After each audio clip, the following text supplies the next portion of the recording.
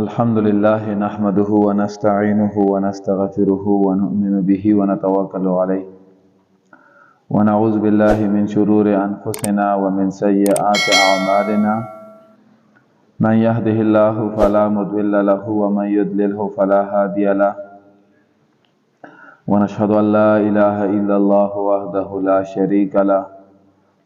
ونشهد أن سيدنا ونبينا ومولانا محمدا عبده ورسوله أما بعد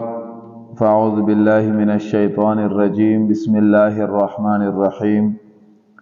وذروا ظاهر الإثم وباطنه صدق الله العظيم إن الله وملائكته يصلون على النبي يا أيها الذين آمنوا صلوا عليه وسلموا تسليما درود شریف شوق سوی اللهم صل على محمد وعلى آل محمد كما صليت على إبراهيم وعلى آل إبراهيم إنك حميد مجيد اللهم بارك على محمد وعلى آل محمد كما باركت على إبراهيم وعلى آل إبراهيم إنك حميد مجيد اللهم صل على سيدنا ومولانا محمد وبارك وسلم كثيرا كثيرا نمڑیر قابل قدر محترمو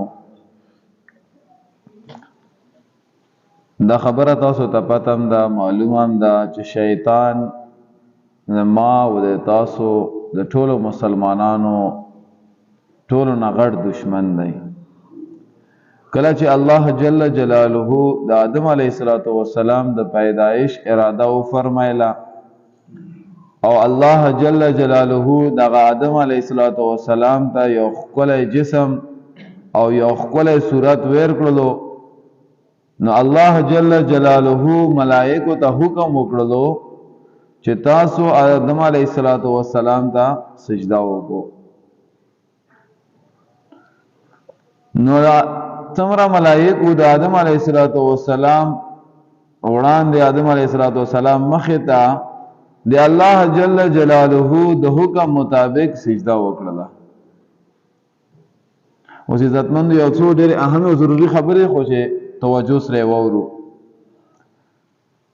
دغه خبره ده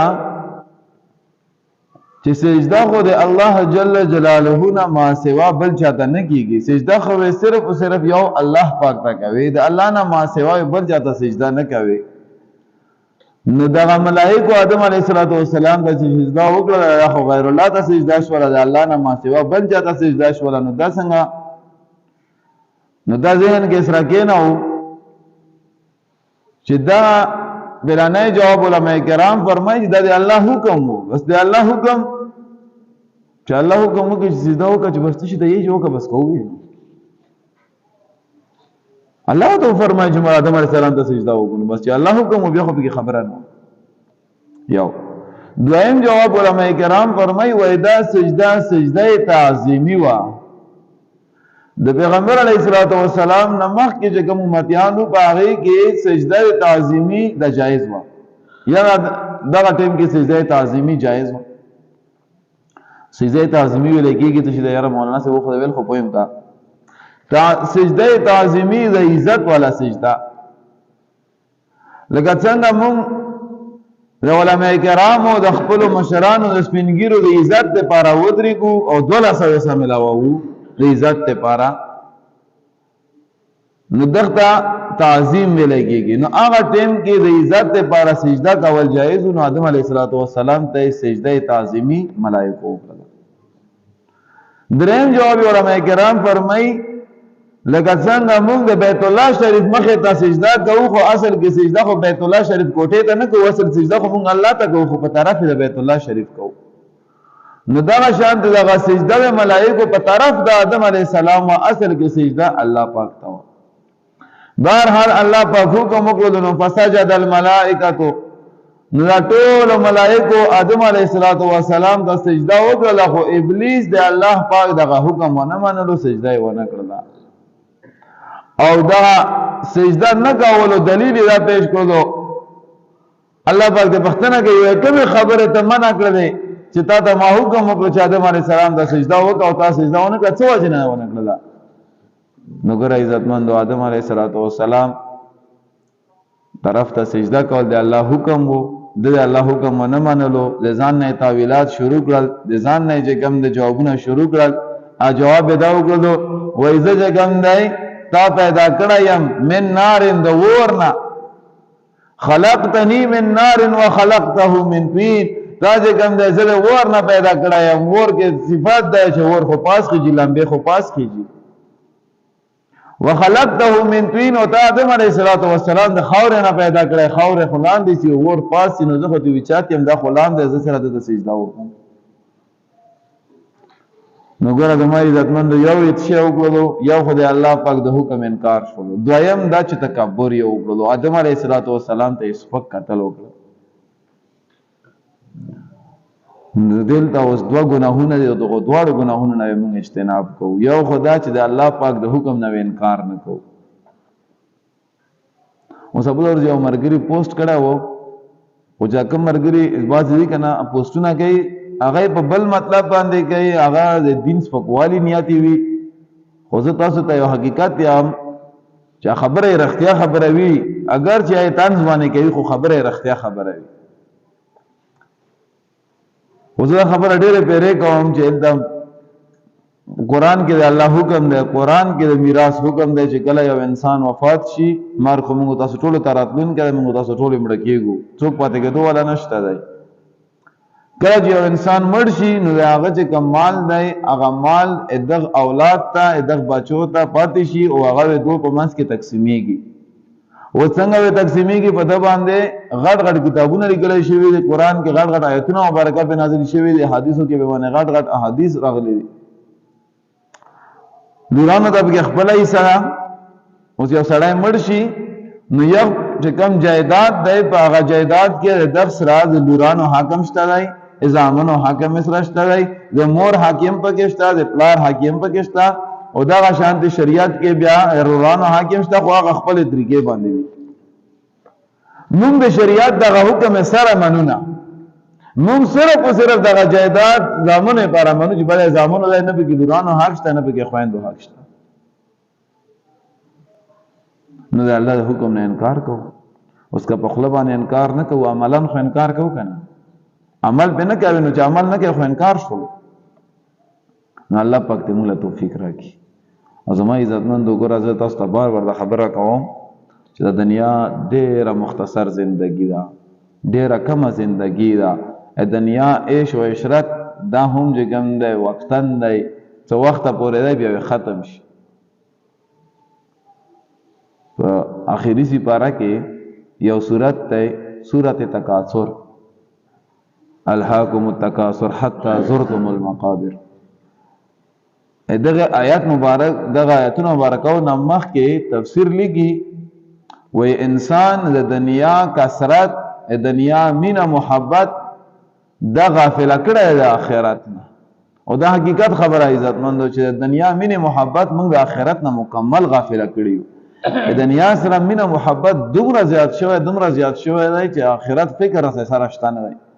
آخرت مې سره یادېږي مم نه چې یاره زه خو عمرم وای مانه الله پاک دا پښتنه کوي چې تا کوم جایداد او تا کوم میراث وو، آیا تا خپل بچو ته وصیت کړی و چې د میراث اسلام پر انا کې تقسیم کو؟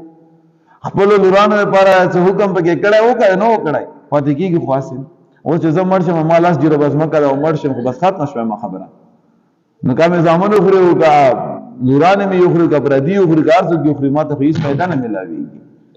فایده خو ما ته دا میلاوېږي چې د شریعت پر رڼا کې صحیح تقسیم وشي. خپلو بچو له مې داسې تربیت کړی وي چې هغه یې شریعت پر رڼا کې ښکلی تقسیم وکړي.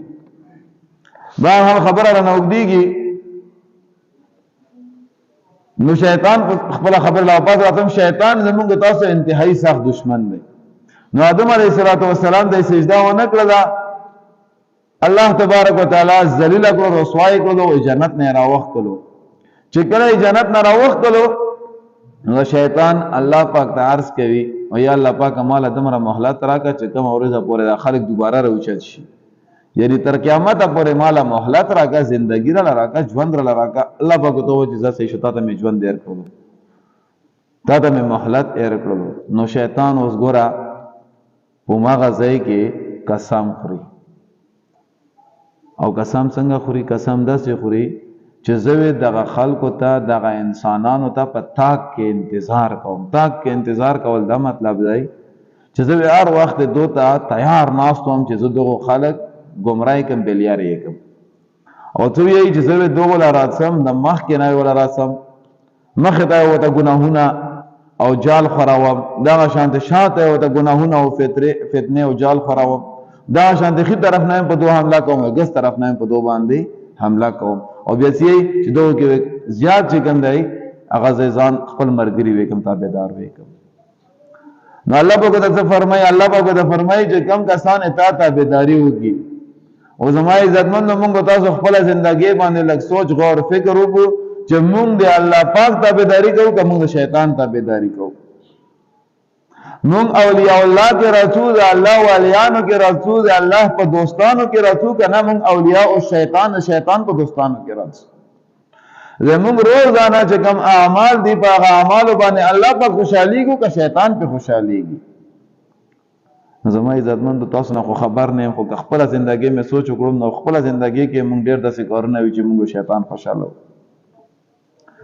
هغه کارونه چې په کومو کارونو باندې الله پاک خوشاليږي، الله پاک په راضي کیږي، نو هغه کارونه موږ ډېر کام کوو یا نه کوو. موږ روزانه چې کوم د ګناهونو کې اخته او روزانه چې کوم د ګناهونو سوچونه او فکرونه کوو. الله جل جلاله په قران عظیم شان کې فرمایي وذروا ظاهر الاسم وباطنا، تاسو خپل ځان د ظاهري ګناهونو نه او د باطینی ګناهونو نه دواړو ګناهونو نه ځان وساتئ. ظاهری گناہونا تو شئی ظاہری گناہونا دائی چی ظاہر بانے پتہ لگی گی لکہ دروغ شوال دا سخت گنایا عظیم گنایا مونگ روزانا چکم دا سمرا دروغ بیایو ما سے فضول دروغ بیایو نو دا عظیم گنایا ظاہری گنایا شراب خل دا ظاہری گنایا او بل زمائی عزتمند دا خبر زنده سے کہوں الله پاک ته عموماً رحم وکي چې مونږ ګناه وکړو نو په کار خدا د ایمانی تقاضا دا ده د انسان نه ګناه کیږي، انسان ډیر کمزور دی. نو مونږ تاسو په شیطان لګېدل دی، هر وخت شیطان موږ پسې لګیا وي، نه مونږ غلطي کیږي، ګناهونه رانه کیږي. خو ایمان تقاضا دا ده چې کله د یو انسان نه د ګناه والا عمل وشي او په کار دی چې دا فوراً توبه او استغفار وباسي. استغفر الله ربي من كل ذنب، استغفار وکي خپل ګناه باندې په خیمانه چې الله پاک ما خپل ګناه وشوله ما نه غلطه وشوله فورا الله پاک ته بچاړه چې الله پاک د شیطان دوکا کړل. نو ګره د ما عزتمند الله جل جلاله د غفور رحیم ذات دی چې کله یو انسان په خپل ګناه باندې په خیمانه شي او توبه الله پاک ته وباسي نو ګره الله پاک به موږ تاسو باندې ملائک مقرر کړی دي. یو خیو غبانه ناسته بره په غسو غبانه ناسته چې کوم خیو غبانه ناسته هغه انسان نیک اعمال لیکي، کوم چې غسو غبانه ناسته هغه انسان بد اعمال لیکي. الله رحم کوي موږ ټوله غس والا فرښتہ سم ډیره ستړيږي خو نه غفرښته ملائک ستړيږي نه خاصه خبره کوم چې په خپل ګناهونو دومره کړی چې سم ستړي کړی. غریب کلام یې سره ودرېږي نه بس 24 غنټه کلام روان ویږي ربلا غریب انتظار کوي چې کله یو نیک عمل کوي چې لوي لیکم. نو هغه ملائک هغه ګناهونه لیکي په هغه رجستر کې نوٹ کوي چې دا ګناي په دغه ټیم په دغه ځای کې وکړه. بیا چې کله یو انسان توبه وباسي نو ګور الله پاک څومره غفور رحیم دی چې الله پاک هغه ګناه معاف کی، هغه رجستر نه ویرانه کی او الله پاک یې ملائکه نام هېره کی. هغه ملائکه ته بیا نیو یاد شره ګناه د کړو ما خو لیکلې و الله پاک یې غنم په ویرا کی.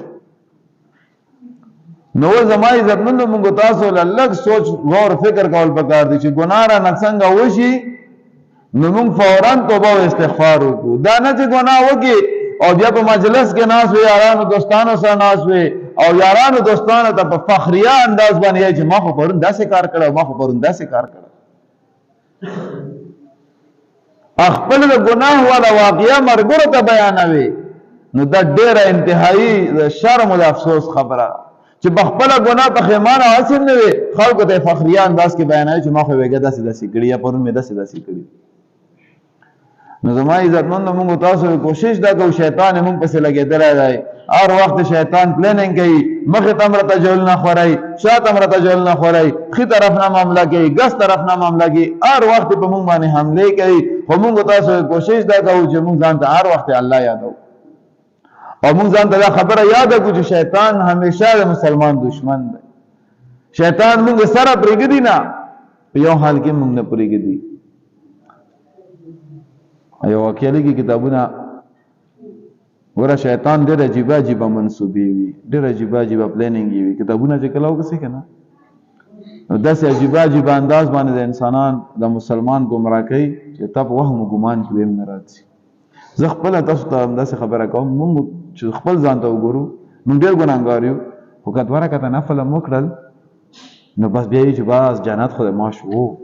بس جنت خو یې ما دی بس په هغه دوه رکعته مونځ باندې بس مونږ دومره چې کوم دی ور مطمئن کي چې بس د دوه رکعته وکړو به جنت یې تا دی اوس حالانکه صحابه کرام په خپلو منځونو باندې هسې منځونه ویې کول چې به هر کس ته پته هم نه لګېده چې دا په مانځه ولاړو داسې نیغ به ولاړو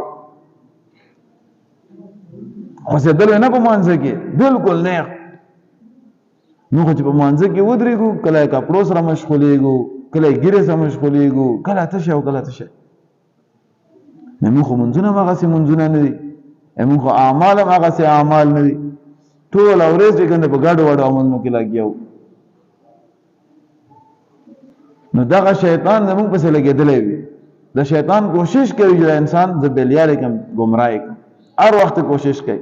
نو موږ تاسو دا کوشش کوو چې موږ ځان ته یو خو الله جل جلاله هر وخت یاد ساتو د الله خوف او یاره موږ ځان ته یاد وساتو چې ګوره ما الله پاک هر وخت ویني په قرآن عظیم الشان کې راځي واما من خاف مقام ربه ونهى النفس عن الهوى فان الجنه هي المأوى الله په قرآن کې فرمایي هغه کس چې کم کس د الله جل جلاله د ملاقات نه وډار شولو چې زه خو الله پاک د مخې ته کېږم ایمان خو الله پاک بختنه کوي زما عزتمندو قیامت کله ورځ شي کنه قیامت په ورځ باندې یو انسان تر هغه وخت پورې د خپل ځای نه خپنه شي چې دا ول خپل ځای نه خوځېدای نشي تر څو پورې چې سلوور سوالونه جوابونه نه کړي څنګه خو نه زما عزتمندو قیامت سخت ورځ صرف په دوه رکعته نفل باندې مطمئن کېږه مت شیطان مطمئن کې چې دا دوه رکعته مونږ دې وکړو بس دا کامیاب شولې خوف یاره پکار دا نو قیامت ورځ باندې تر څو پورې چې ایمان او تاسو ټول نه سلوور سوالونه پښتنه نه وي شوي او یو جوابونه پاس کړي نه وي صرف سوال نه چې خالي پښتنه وشي سوال نه وکړي صحیح جوابونه ورکړي یا نه پاس کامیابېږي ژوند مې ورکړه او ځواني مې ورکړه په څه کې تیر کړل سمجھ غلا کې تیر کړل نو زما عزتمند لګ په خپل ځواني باندې سوچو چې موږ ځواني په څه کې تیرو موږ ځواني ټوله په ګناهونو کې تیرو دین خبره ته خو 15 منټه کې ناشته نشو دین خبره ته توجه نه کو ځړم مې ته تانګيږي او ګناهونو په اساس ګرځو چې کوم ځای کې د ګناه ولا ماحول چې ویر شو تکینو څومره نقصان خبره ده څومره د افسوس خبره ده چې د موږ ځوانان د شپې د ګناهونو پسې ګرځي هغه شپې چې د شپې د الله تبارک وتعالى طرف نه आवाज کیږي څوکشته چې مانه بخنه وغړجوي بختو څوکشته چې مانه خپل حاجت وغړي چې حاجت پورا کوم الله فرمایي څوکشته بیمار چې هغه صحت وغړي زوله صحت ورکم نو زما عزتمند مونږ ټول الله پاک ته محتاج نه یو